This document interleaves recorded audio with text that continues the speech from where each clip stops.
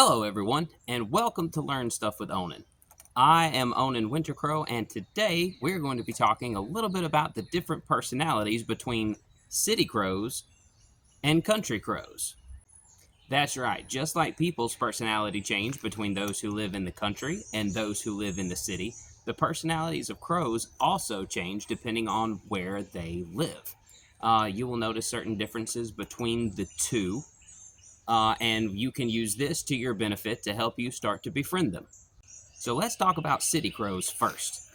City crows are the ones that you're going to find in city areas where there's a lot of buildings, a lot of people, a lot of restaurants, and that is predominantly where they like to hang out. They know that these places are great sources of food, and they don't have to work really hard to get that food. Most of the crow friends that I have made have been in city areas because they're used to the people, they're used to the sounds, they're used to the cars, the loud noises.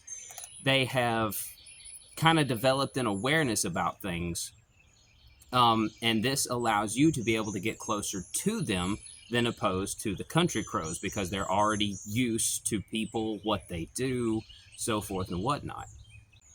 You will be able to get closer to city crows than you will country crows a lot quicker.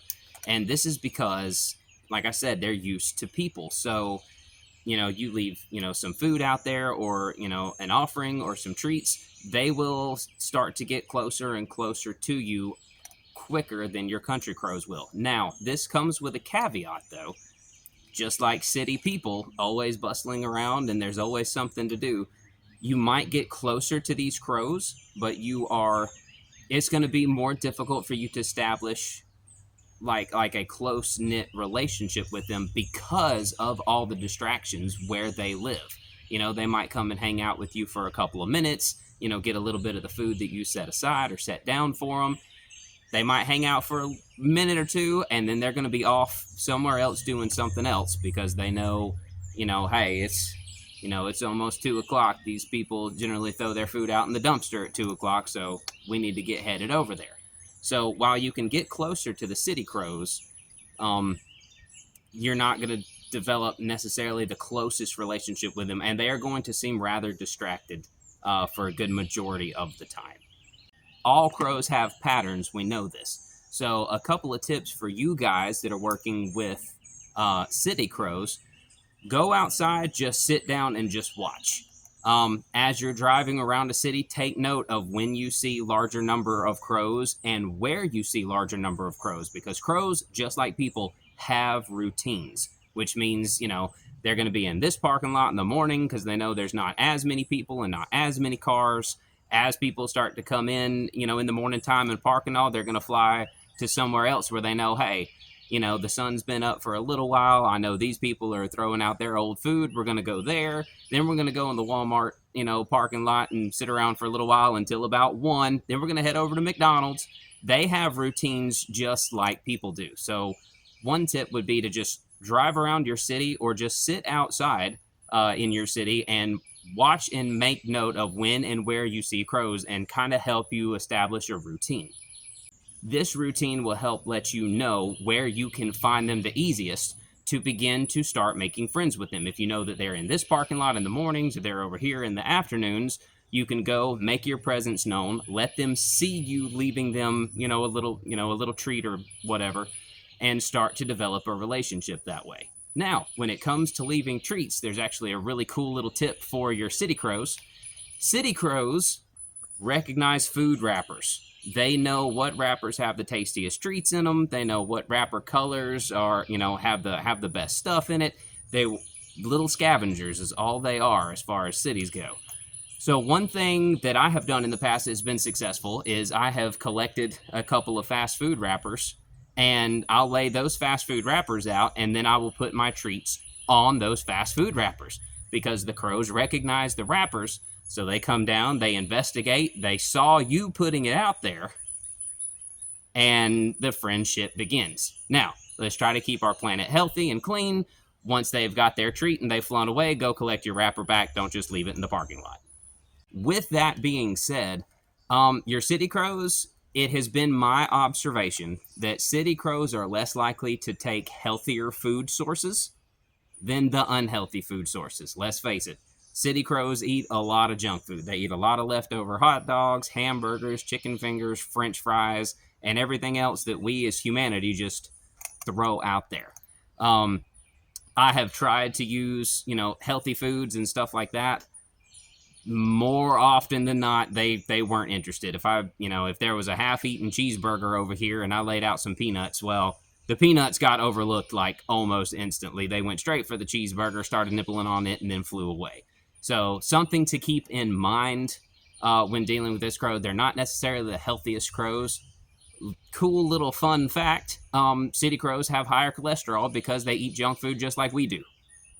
So there you go. Now let's talk about country crows for a minute. While they're the same bird, just like we're all people, they have a little bit different personality and a little bit different mindset. Country crows have patterns and all as well. The only difference is they might be harder for you to recognize.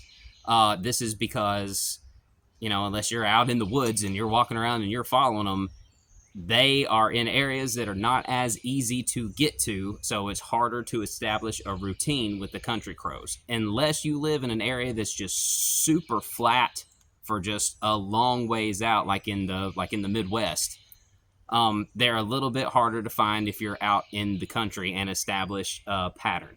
This is where trying to bring them into your area or creating curiosity for them to make you a stop point, essentially, is very important. That's when using the crow decoys to bring them, to cause curiosity, to cause them to stop, and then they notice food. That is where those tips and tricks would be very well served. I did a video about that as far as using crow decoys to help bring them in.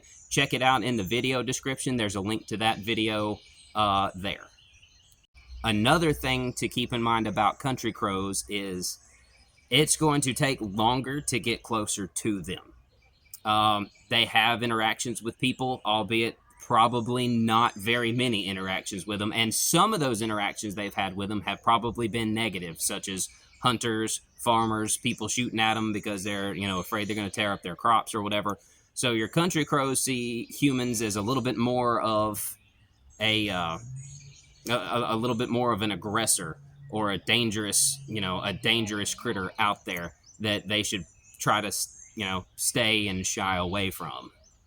With that being said, though, if you can establish a relationship with your country crows by using the crow decoys and bringing them in and letting them see that you're different than all the other humans that are around, that you're actually friendly and like them, you can actually establish a much deeper relationship with your country crows than you can the city crows, partly because of the lack of distractions. Your country crows don't have the distractions that your city crows do, so they're going to hang out longer at your area, especially if they know that they can, if you're a guaranteed spot to get a nice little treat or, a little bit of tasty food.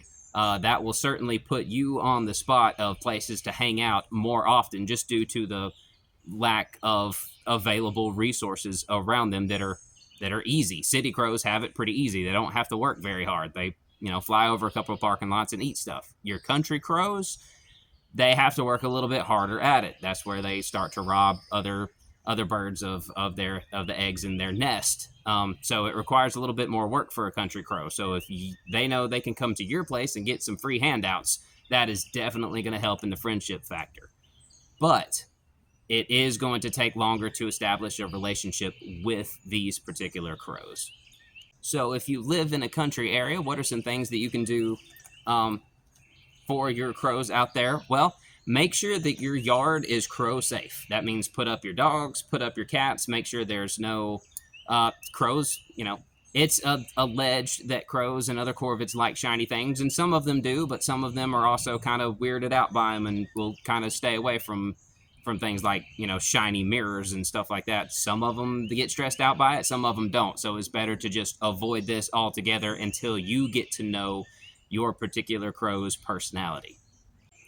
Another thing you can do if you live out in the country is it's going to be harder to get to areas. So it's important that you just keep a log, or just write down when you hear and when you see crows around your area. Because, like I said, even country crows have a pattern.